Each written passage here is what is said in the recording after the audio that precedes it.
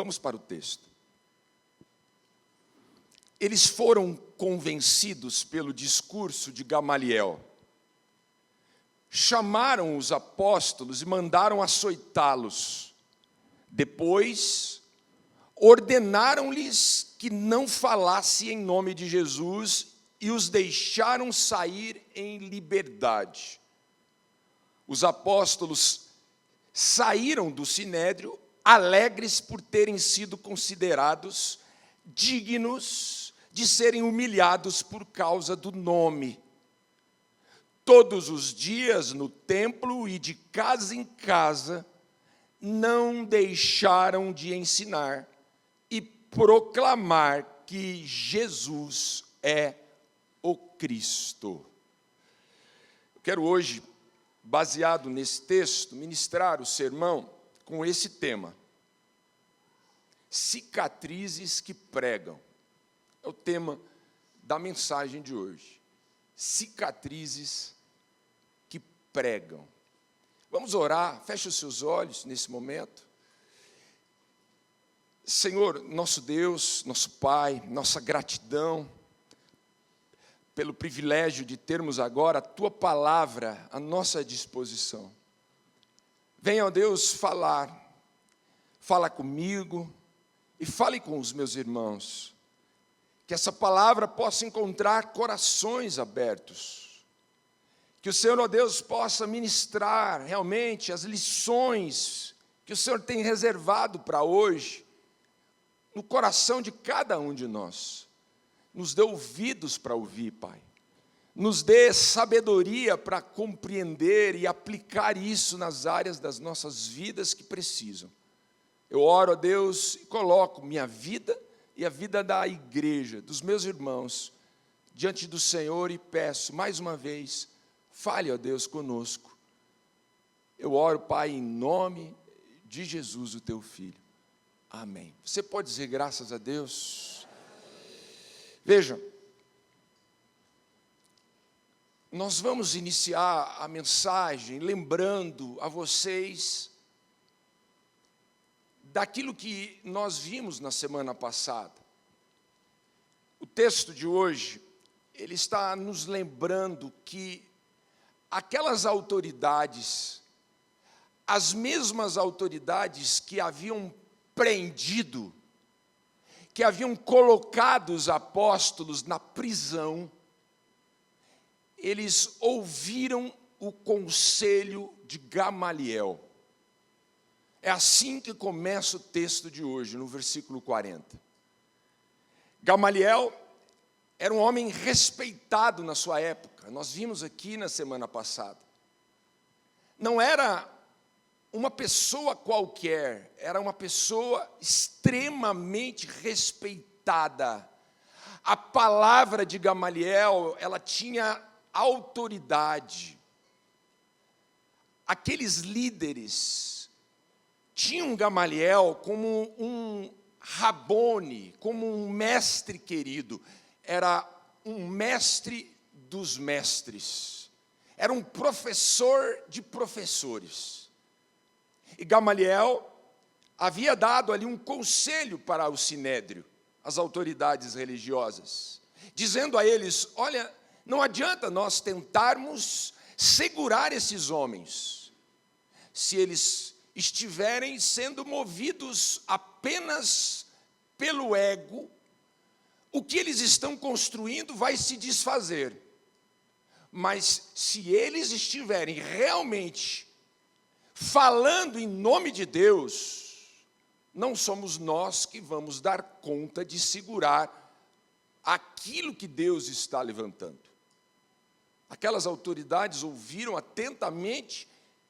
E o texto nos mostra que, veja, eles então resolvem ouvir o conselho de Gamaliel e soltam os apóstolos.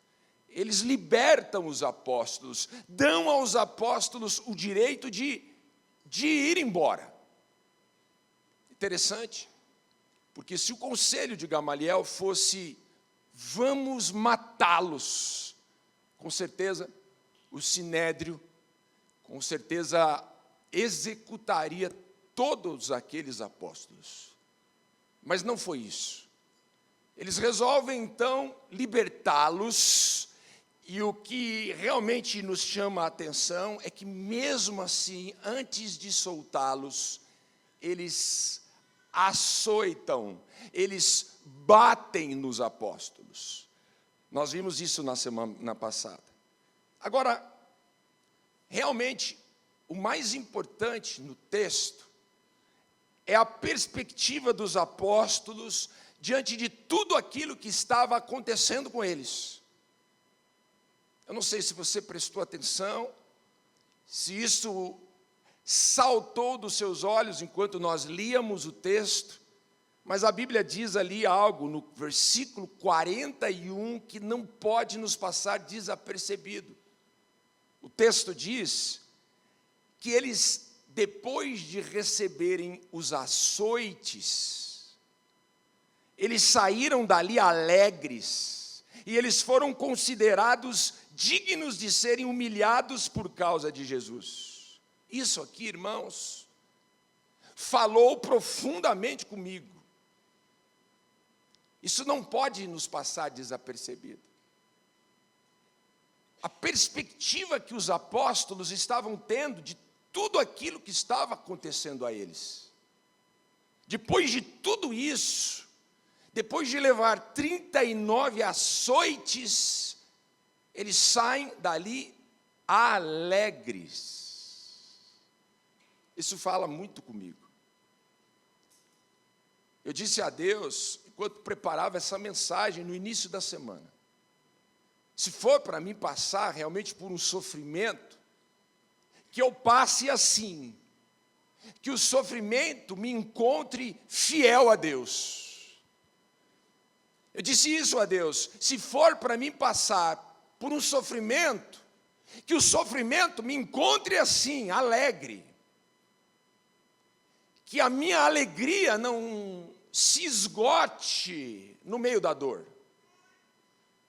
Eu disse isso a Deus, se for para mim passar realmente por sofrimento, que o sofrimento me encontre assim, adorando a Deus, agradecendo a Deus.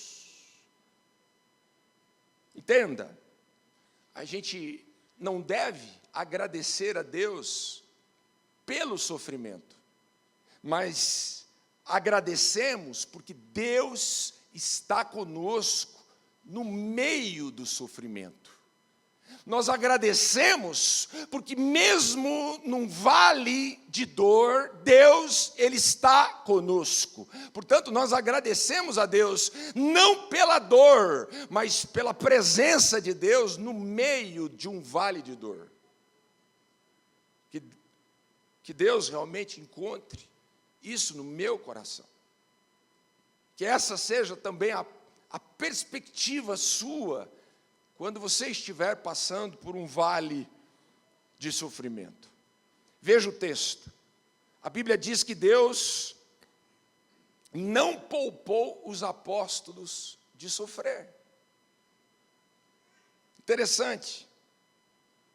Se Deus não poupou nem Jesus, o seu Filho unigênito, do sofrimento, eu pergunto, por que é que Ele pouparia a gente do sofrimento? Não seria egoísmo da nossa parte acharmos, uma vez que Deus não poupou nem Jesus, o seu Filho unigênito, aquele que era perfeito em tudo e que não pecou em nada, por que Ele pouparia a mim, pecador? Ele não poupou os apóstolos. Aqueles homens, eles não foram poupados das injúrias, das afrontas. Nós temos acompanhado nessa série, os apóstolos não foram poupados da prisão, não foram em nenhum momento poupados até mesmo dos açoites, eles foram açoitados. Muito pelo contrário, a Bíblia está nos dizendo que Deus estava com eles no meio de tudo isso, mas eles passaram pela prisão, mas eles foram injuriados, mas eles foram açoitados, mas Deus estava com eles. E olhe para mim, essa consciência, mesmo diante de uma circunstância nebulosa, a consciência de que Deus estava com eles, era exatamente isso que alegrava o coração deles, que não azedou a alma deles. Eles se alegravam no sofrimento, não pelo sofrimento, no sofrimento, pela certeza que eles tinham de que Deus estava com eles, e eles estavam realmente envolvidos com Deus. E é importante ressaltar novamente o que a gente viu na semana passada.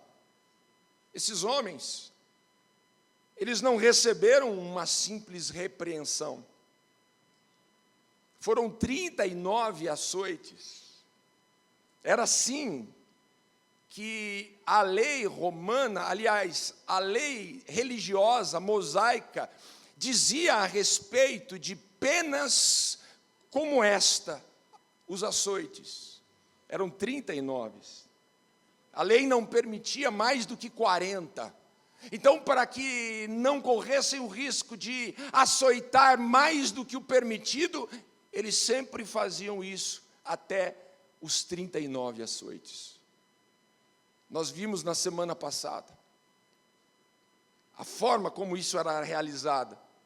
Eles pegavam as pessoas e eles esticavam os 4 membros, os 2 braços e as 2 pernas, por correntes.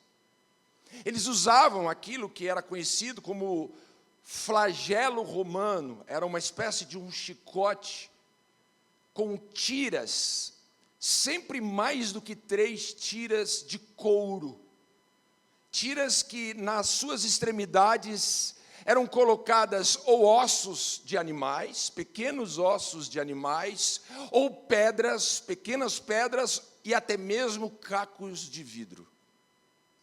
E com aqueles chicotes, com o corpo deitado no chão de costas, com os membros esticados, eles batiam com aquelas tiras. Os ossos ou os cacos nas extremidades perfuravam as costas das pessoas. Em cada açoite era um pedaço de carne, literalmente, que era rasgado e até mesmo retirado do corpo. Alguns sangravam e não resistiam. Muitos morriam de tanto sangrar. Era assim. Era exatamente isso que estava acontecendo com os apóstolos. E o impressionante é que mesmo assim, esses homens, eles saem dali alegres. Nós não podemos perder esse detalhe. Eles saem dali alegres. O escritor, Dr. Lucas, o escritor de Lucas, ele narra isso. Ele faz questão de ressaltar a perspectiva deles. Eles apanham, eles saem dali com as costas dilaceradas, com os ossos expostos, alegres. Alegres, havia alegria. E é interessante, porque eles não foram espancados porque roubaram. Eles não estavam sendo penalizados porque eles haviam eles não estavam envolvidos em uma rebelião. Eles não haviam cometido um crime. O que eles fizeram?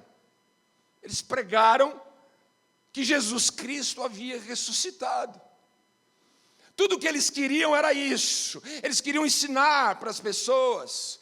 Ainda estavam em Jerusalém. Eles queriam que toda a Jerusalém ficasse sabendo da boca deles que o Cristo que havia sido ressuscitado alguns meses atrás estava vivo e não havia permanecido dentro da sepultura. Eles queriam isso.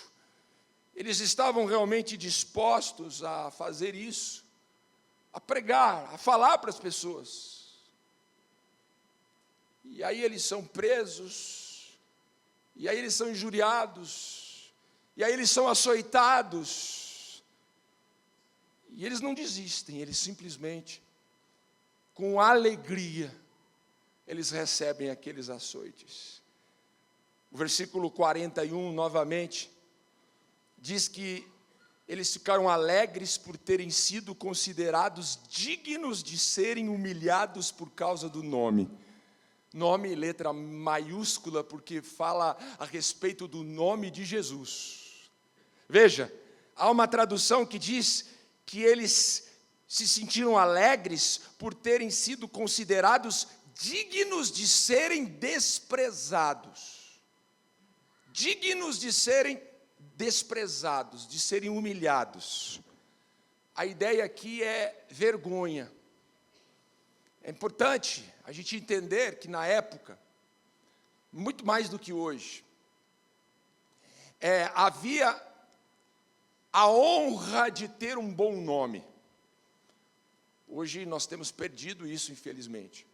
Mas naquela época, as pessoas, elas prezavam e elas davam tudo para manter um bom nome. Uma pessoa que tinha um nome manchado era uma pessoa desprezada. A sociedade não dava valor a pessoas que tinham, por algum motivo, riscos no seu nome, na sua história de vida. Naquela época, muito mais. Veja, interessante que o que nós vemos? Nós vemos que esses homens, eles estão dizendo, a palavra está dizendo, que eles carregavam um bom nome, mas eles não estavam nem aí para o nome que eles tinham. Tudo o que eles queriam era falar do nome que está acima de todo nome, o nome de Jesus. Então, na mente deles, era uma alegria sujar o próprio nome, para que o nome de Jesus não ficasse sujo, para que o nome de Jesus fosse exaltado sobre todo nome. Que incrível isso, irmãos! Que maravilha isso! Nós aprendemos aqui algumas lições, eu separei pelo menos 3, eu quero trazer para vocês.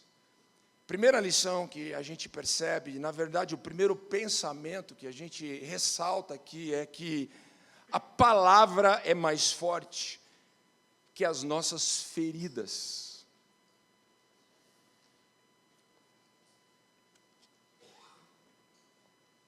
É isso. A palavra de Deus que estava no coração daqueles homens era mais forte do que a ferida que estava no corpo daqueles homens. Veja, quando você foca nas suas feridas, as suas feridas crescem. Você já teve, por exemplo, dor de ouvido? Eu não sei se você já teve, por exemplo, dor de dente. É interessante que existem algumas dores, nenhuma dor é boa. Eu costumo dizer que a pior dor é a minha. Qual é a pior dor? É a sua. Nenhuma dor é boa, mas existem algumas dores que a gente não consegue desviar a mente. Você fica concentrado. E aquilo rouba completamente a sua paz. Interessante, porque é assim na vida. Se você foca na sua ferida, a sua ferida cresce. A dor aumenta. Agora, quando você foca mais na palavra de Deus do que nas suas feridas, a palavra cresce. E a palavra, ela sempre sobressai sobre a nossa dor. Interessante isso. Fica claro isso na vida dos apóstolos. A palavra, na vida deles, era mais forte do que as feridas que estavam nas costas daqueles homens. Como é que alguém consegue sentir-se alegre, não sendo eles masoquistas? Como é que alguém consegue externar alegria? E eu digo externar porque nós estamos vendo o texto na perspectiva do autor, na perspectiva de Lucas. Lucas está narrando para a gente, ou seja, ele viu isso. Aqueles homens externam alegria com as costas dilaceradas. Palavra no coração, as promessas de Deus para a vida deles, as verdades que eles carregavam, irmãos, era mais forte, sobressaía a dor que eles estavam sentindo naquele momento. É isso que diz o versículo 41. A Bíblia diz que eles se alegraram. Interessante, não diz que se alegraram por causa dos açoites, diz que eles se alegraram porque Jesus valia mais do que qualquer uma das suas feridas. O fato do nome de Jesus estar sendo anunciado pela boca deles, valia cada uma daquelas feridas nas costas. Interessante, isso é maravilhoso. Eu estava pensando, não sei quantos de vocês participaram já de um show em um estádio. Às vezes nós vemos as bandas nos estádios, lotando os estádios. Interessante porque alguns fãs acabam posando na fila do estádio, tudo para conseguir chegar o mais perto possível da banda preferida. Aí você vai perguntar para a pessoa, você nem conhece a banda direito. Você chega para a pessoa que está ali posando, mas vale a pena. Ela vai dizer para você, com os olhos lacrimejando de emoção, elas vão dizer assim, é óbvio, é claro que vale a pena, olha só, é a minha banda preferida. Se não for a sua, você não vai entender isso. Você já viu as pessoas quando chegam ali no mês de outubro, onde há aquelas promoções? Veja, na madrugada, as pessoas estão fazendo fila na frente da loja, tudo por quê? Porque logo pela manhã as portas vão se abrir e as pessoas que conseguirem chegar a tempo vão conseguir comprar o que elas precisam, com um preço melhor. Aí você vai perguntar assim para a pessoa, mas vale a pena? Ela vai dizer, claro que vale a pena. Uma geladeira, pela metade do preço. Você já tem a sua, o que você quer com geladeira? Mas vale a pena? Claro que vale. Não é assim, irmãos? É assim. É claro que é assim. Esses dias nós tivemos uma luta de MMA. De repente um dos meus meninos, pai, eu posso assistir a luta? Pode. Que horas que vai ser? Então, pai, a gente vai dormir na casa de um amigo. Mas que horas que vai ser a luta? Vai ser 3:30 da manhã. Irmãos, na minha época, eu ficava para assistir a luta. E eu estava dizendo ao pastor Palma, eu sempre fiquei, e quando começava as lutas, a que eu queria assistir era a última. E aí eu assistia primeiro, eu dormia. Aí perdia a luta principal. Agora, você pergunta para um menino desse, mas vale a pena você perder a noite toda de sono para assistir uma luta? E aí a pessoa vai dizer, é claro que vale a pena. É isso, irmãos, é exatamente isso. Aqueles homens, eles sabiam quem era Jesus.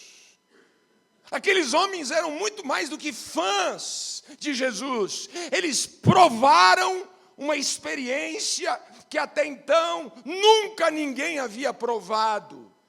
Naquele cenáculo, quando o Espírito Santo desceu na vida deles, em Atos capítulo 1, Atos capítulo 2, eles provaram a presença do Espírito Santo de tal maneira que ninguém tirava da mente e do coração deles que sim, valia a pena cada açoite, 1, 2, 39 ou mais açoites, valia a pena cada um daqueles açoites. Por quê? Porque a experiência do poder do Espírito Santo, a experiência de conhecer quem era Jesus, valia a pena.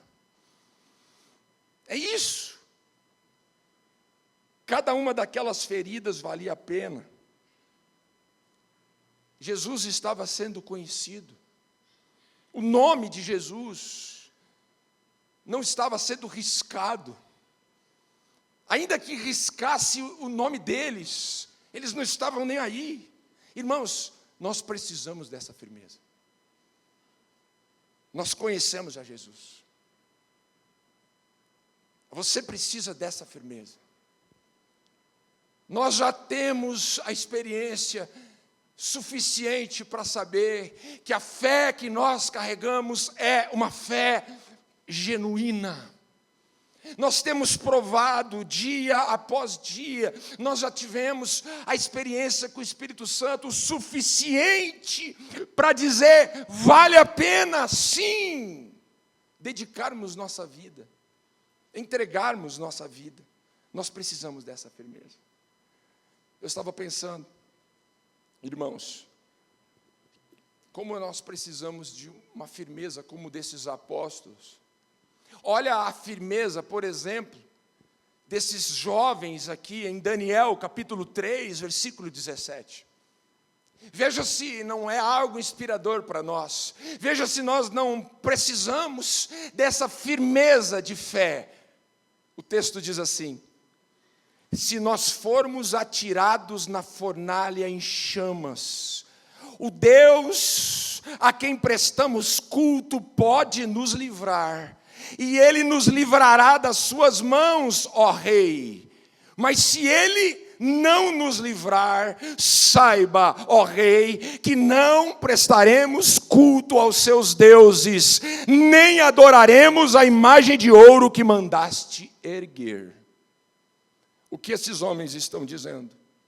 Que não importam as circunstâncias, não importa, ó Rei, o que o Senhor faça por nós, nós não abriremos mão do nome do nosso Deus. Nós precisamos dessa firmeza. Nós precisamos da firmeza do salmista. Olha o Salmo 119, verso 50.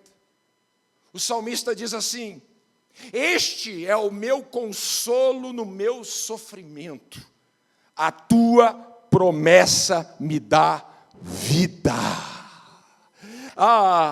Não eram as circunstâncias favoráveis que alegravam o coração do salmista.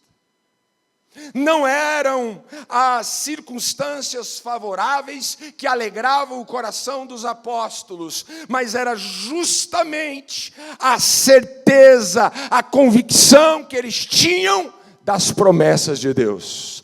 As promessas, as tuas promessas nos dão vida. Nós precisamos disso.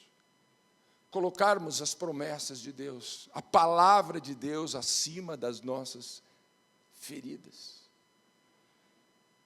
Eu até pergunto a você, o seu consolo, quando você está em sofrimento, de onde vem o seu consolo? Quando você está passando por um momento difícil na vida, aonde é que você se agarra? Nós temos pessoas que vão e se agarram no alcoolismo. Nós temos pessoas que vão e elas se agarram nas drogas. Existem pessoas que no meio do sofrimento, por exemplo, começam a fumar. Existem pessoas que acabam deixando, às vezes, um simples cigarro e acabam indo para uma droga. Simplesmente para tentar afogar o seu consolo, para tentar buscar realmente ali algo que traga para ele algo para suportar o que ele está passando. Existem pessoas que acabam se relacionando com estranhos. Existem pessoas que acabam se entregando à pornografia. Existem pessoas que acabam se fechando, se isolando, mas olha só, os apóstolos, olha só o que o salmista diz, eles encontravam conforto, mesmo ali, diante daqueles açoites, eles encontravam conforto, porque eles carregavam com eles as promessas de Deus, a palavra de Deus na vida deles. Talvez nós precisássemos da firmeza de Abacuque. Olha o que diz o texto de Abacuque, capítulo 3, verso 17. O texto diz assim: mesmo não florescendo a figueira, mesmo não havendo uvas na videira, mesmo falhando a safra de azeitona, e havendo ou não havendo produção de alimento nas lavouras, mesmo as ovelhas no curral, nem bois nos estábulos, assim, ainda assim, eu exultarei no Senhor e me alegrarei no Deus da minha salvação. Então a nossa alegria não está nas circunstâncias, ainda que as circunstâncias estejam todas negativas, ainda assim eu vou exultar, eu vou me alegrar, porque eu exulto o Deus da minha salvação, o Deus que me salvou. É colocar a palavra, as promessas de Deus acima das feridas, acima das feridas. Vamos para o ponto número 2. Cicatrizes são a prova que o que tentou te destruir não conseguiu. É isso que nós vemos na vida dos apóstolos. E é isso que eu quero fazer você realmente enxergar na sua vida. Cicatrizes na sua vida não são sinônimos de derrota. Na verdade, são sinais de que alguma coisa tentou matar você, destruir você. As cicatrizes daqueles homens, na verdade, eram um testemunho que o que tentou matar eles não conseguiu. Eles sobreviveram. Eu olho para o meu corpo, eu não tenho muitas, mas eu tenho pelo menos 3 cicatrizes. Eu tenho uma cicatriz exatamente embaixo do meu queixo. Quando eu era bem pequenininho, criança ainda, minha mãe conta que eu tinha ali um carrinho de madeira que eu havia ganhado do meu avô. E eu coloquei os meus 2 bracinhos ali na carroceria daquele caminhãozinho e eu comecei a empurrar na calçada da casa do meu avô. As rodinhas se prenderam numa elevação na calçada e o carrinho travou abruptamente e eu voei por cima e bati o queixo. E aqui abriu um grande machucado que me levei pontos e tem aqui uma cicatriz. Não quebrei os meus dentes, não bati a cabeça forte, mas tem aqui uma cicatriz. Eu sobrevivi. Eu tenho uma cicatriz na perna, ela era perto do joelho, hoje ela está lá perto do meu pé. E eu me lembro, cresci bastante. Eu me lembro que ainda na minha pré-adolescência, eu peguei junto com os primos uma vara de goiabeira, um galho, e eu amarrei bastante plástico na ponta do galho. E a gente acendia e colocava fogo naquele plástico para ele pingar. E aí a gente brincava de guerrear com as formigas. E aqueles plásticos com bolas de fogo. As crianças, ainda bem que elas estão lá embaixo. Senão elas iam aprender o que a gente brincava, né? Hoje elas brincam de videogame, de celular, mas a gente brincava de bola de fogo. E as formigas saíam tudo alvoroçada. Era o prazer nosso. Uma hora um primo meu foi para cima, eu puxei a vara, veio uma bola daquela de fogo, de plástico derretido e colou no meu joelho assim, veio. Aquilo esfriou rapidamente. e ficou ali preso. No que eu puxei, eu nem preciso dizer, aquilo saiu junto com um pedaço de carne, pelo menos de pele. Mas eu sobrevivi, irmãos.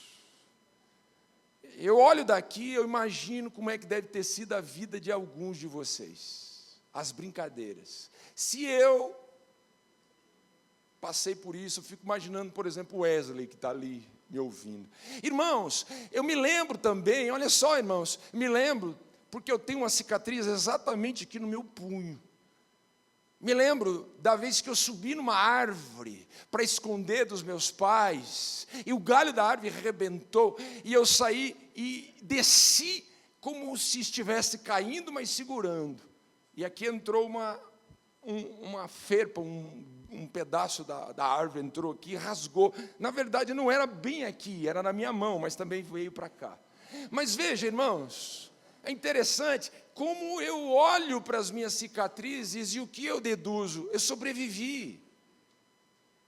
Naquela queda do carrinho, você achando ou não, mas Deus cuidava de mim. Veja, Deus cuidou de mim em todos os vales, em todas as dificuldades, e quando eu olho para uma dessas cicatrizes, não apenas que estão no meu corpo, mas principalmente aquelas que estão na minha alma, qual é a conclusão? Eu sobrevivi, sabe por quê? Porque Deus é fiel. Então eu olho para as cicatrizes, e a mensagem é sempre a mesma: Deus é fiel, Deus é fiel. Veja, os apóstolos, eles não saíram ali com as feridas, eles saem com as feridas, mas aquelas feridas se tornam depois cicatrizes, e estas, na verdade, se tornam testemunhos.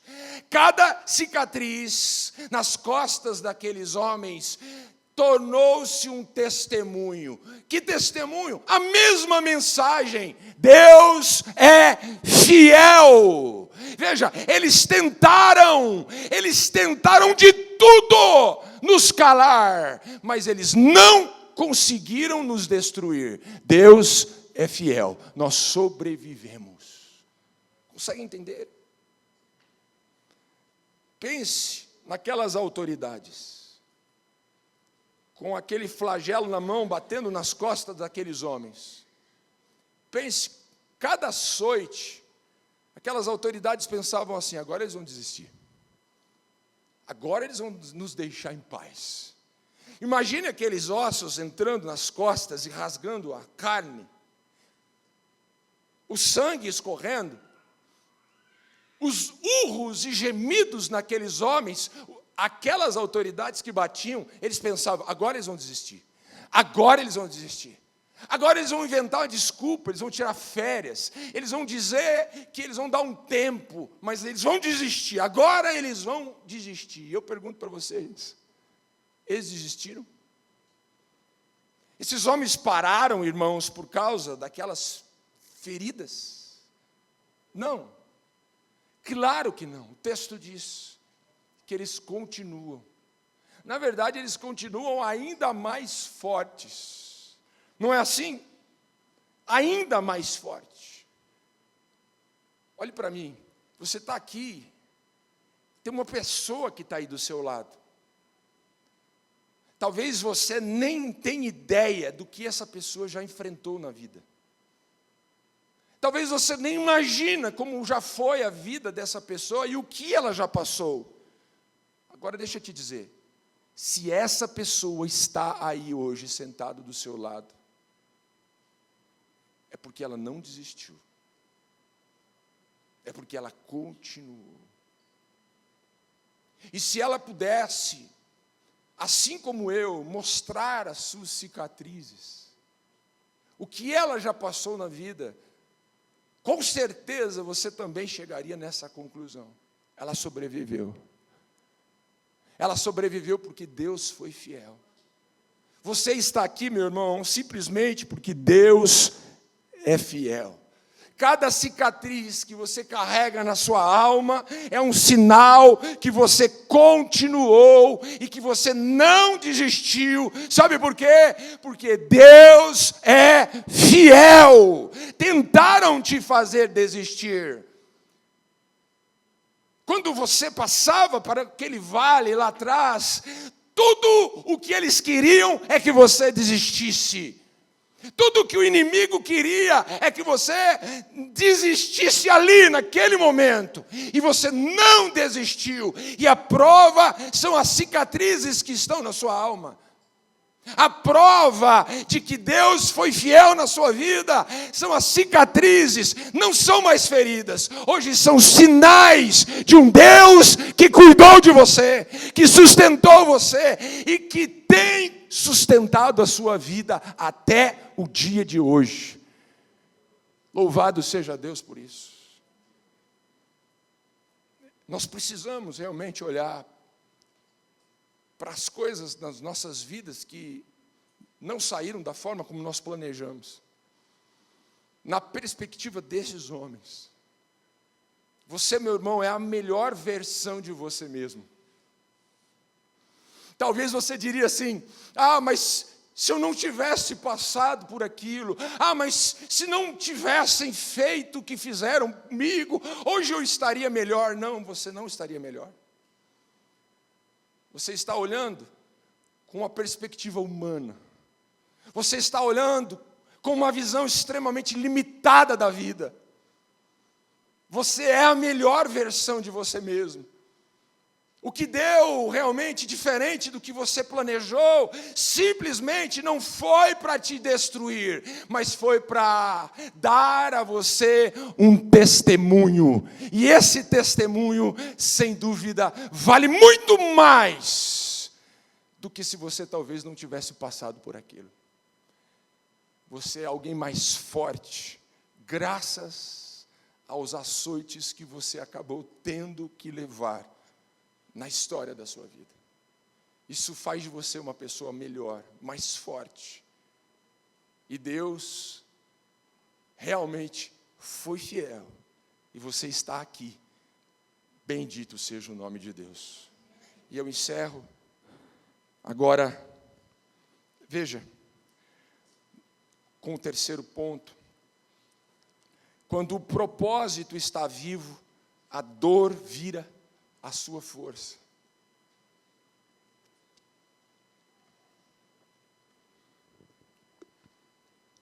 É assim. Quando você não tem um propósito, é a dor que vai te definir. Mas quando você tem um propósito, a dor vai te fortalecer. Sem propósito, a dor te define. Com propósito, a dor te fortalece. Eu não sei quantos de vocês estão treinando, estão indo na academia. Interessante, porque quando você vai, por exemplo, numa academia e ali você faz os seus exercícios, e se você for como eu, 1 dia, 2 dias depois, você vai ficar com o seu corpo todo dolorido. Não é assim, irmãos? Nós sentimos a dor nos músculos. A musculatura dói. Se não tivesse propósito, por que você vai na academia? Por que você vai treinar? Se não há um propósito, a dor vai fazer você desistir. Mas quando você tem um propósito bem estabelecido, aquela dor é um sinal de que você está se fortalecendo. É um sinal de que você está no caminho certo. Há um propósito. Então veja, ainda que eu sinta a dor, eu não vou desistir. A dor faz parte do propósito. Faz parte do processo. Olha o que diz o versículo 42. Todos os dias no templo e de casa em casa, não deixavam de ensinar e de proclamar que Jesus é o Cristo. Agora você entende. Olha a razão pela qual eles apanharam e se sentiram alegres em ter realmente o seu nome riscado para o nome de Jesus ser exaltado. Aqui está realmente. Eles sabiam que eles estavam agindo com um propósito. Eles queriam realmente cumprir uma missão que Deus havia dado a eles. Eles tinham que continuar pregando, né? Nós estamos pregando, nós vamos ensinar para todo mundo a respeito do nosso Salvador. Ele ressuscitou. Veja, todos os dias eles faziam isso, continuavam fazendo isso, com as costas agora todas marcadas, mas eles continuavam. Por quê? Porque eles queriam dizer e eles queriam cumprir a missão que Deus havia dado a eles. É isso, irmãos. Quando existe um propósito, a dor, ela não vai ser forte o suficiente para nos fazer desistir. Muito pelo contrário, a dor faz parte do processo. Agora, para encerrar, eu queria que você tentasse imaginar essa cena aqui, ó. Imagina aqueles homens deitados. Imagine aqueles homens que haviam sido amarrados, braços e as pernas amarradas, depois daquela sessão de 39 açoites em cada um deles. Então aqueles líderes, aquelas autoridades vão ali, soltam as correntes, e eles ficam todos estendidos no chão. É uma imagem que está na minha cabeça, o texto não diz isso, mas eu imagino, depois de 39 açoites, com aquele flagelo, de terem as correntes liberadas, aqueles homens permanecem deitados. As autoridades, elas saem dali e o que elas dizem?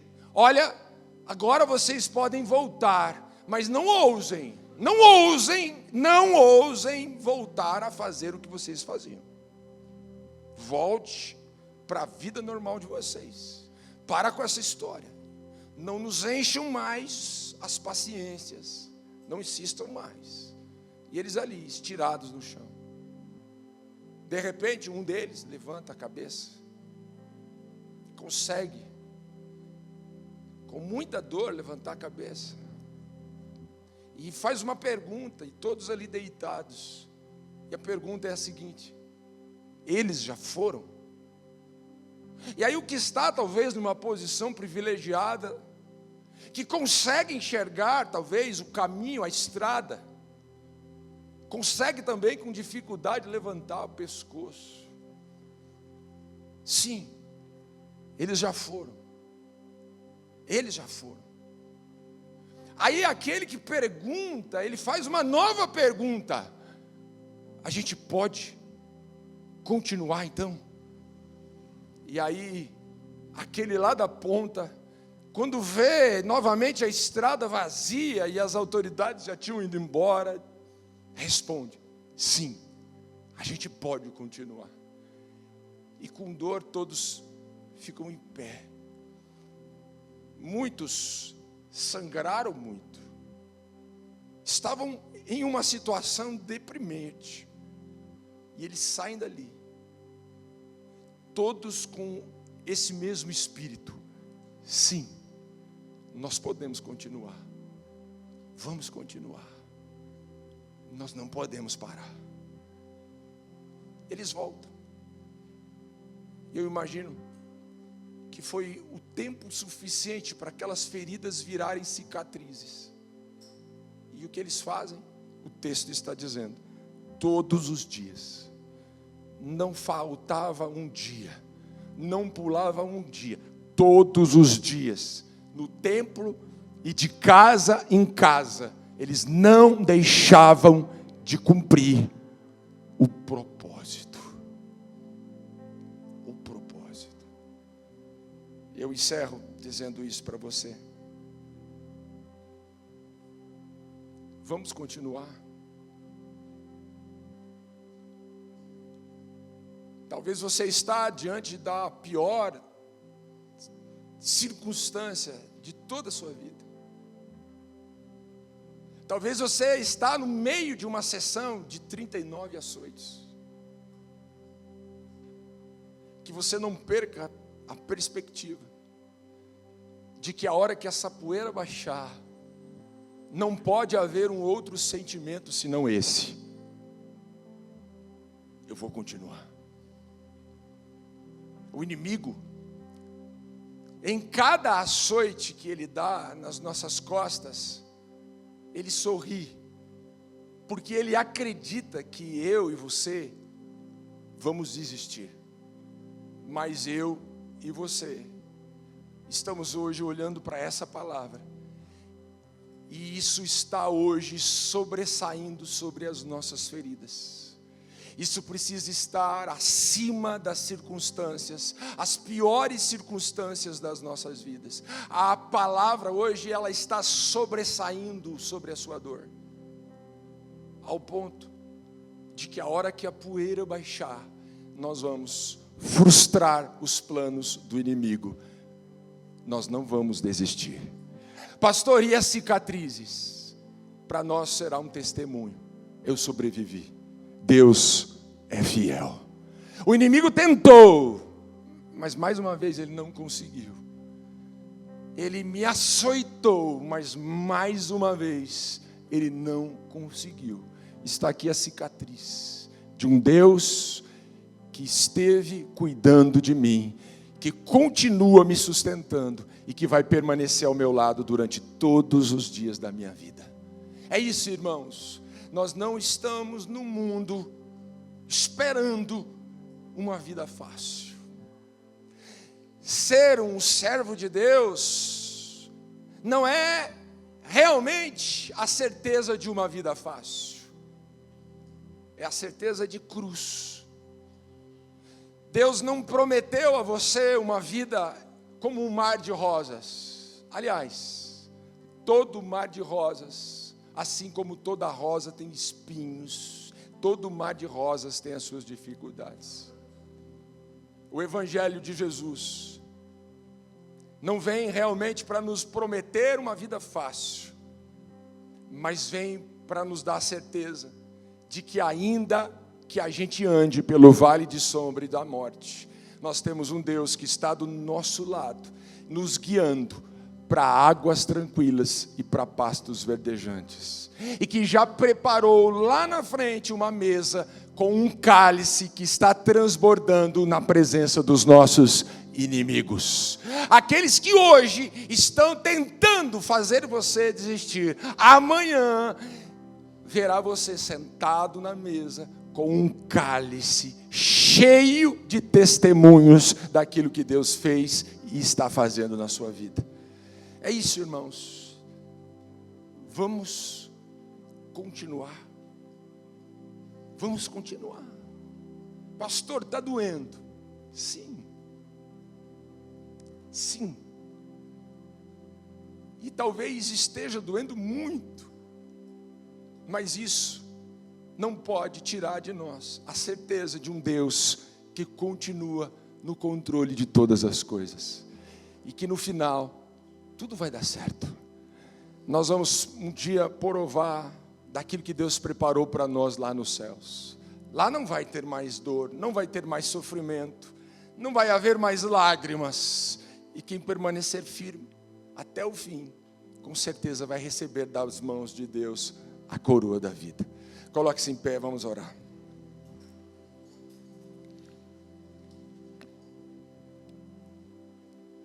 Feche os seus olhos.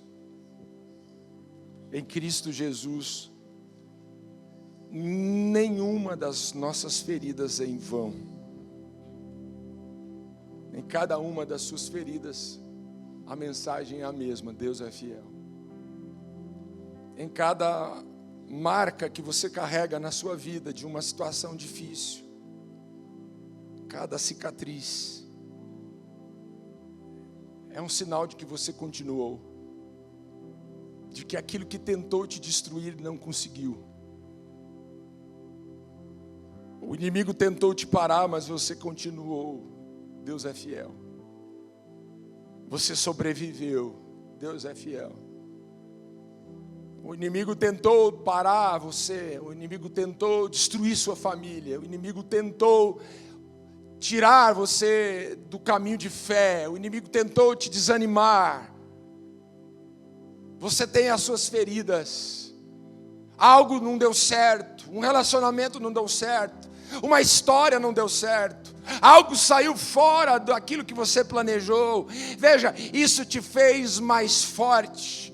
Você carrega na sua alma feridas profundas, mas isso é uma marca que você realmente deve levar como um testemunho. Você sobreviveu, você está aqui.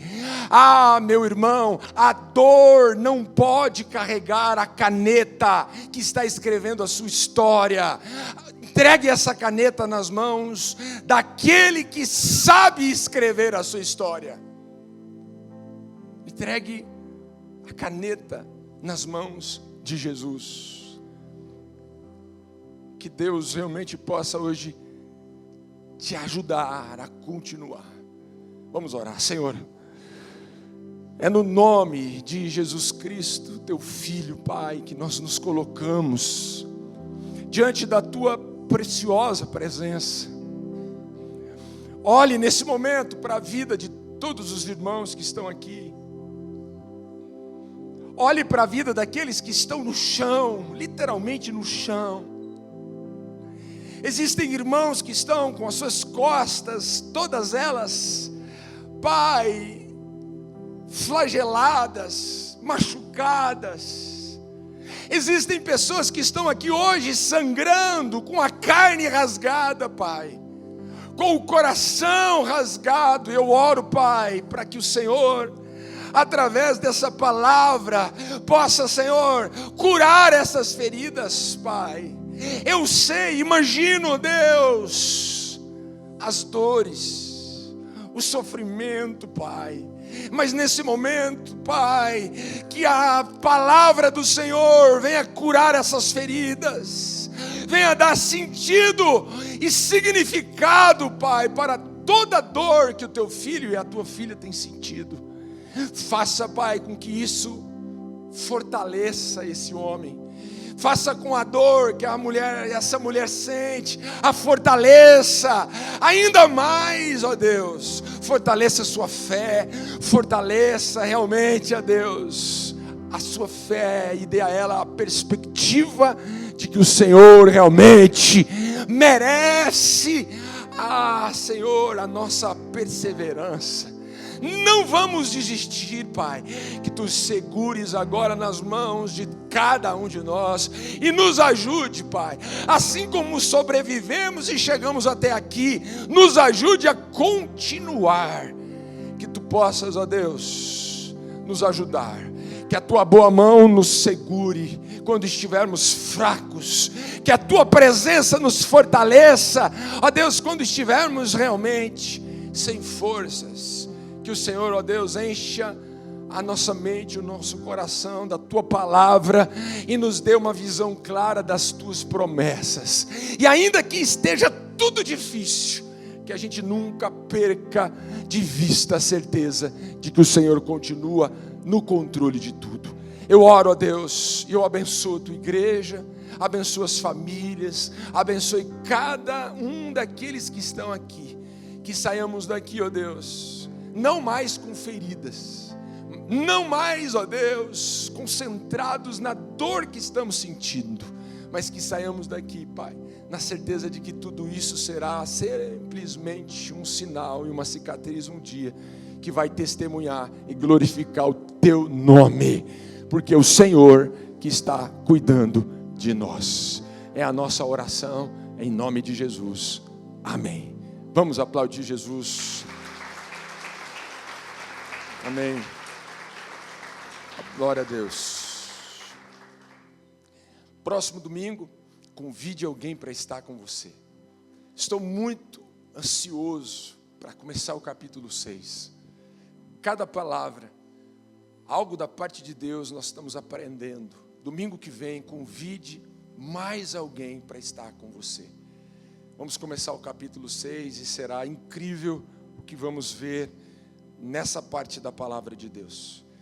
Nós estamos avisando o Desperta Débora, que são mães que se reúnem uma vez por mês em cada igreja para orar pelos filhos. O Desperta Débora, hoje, às 15 horas, na Igreja Batista, lá com a pastora Jaqueline.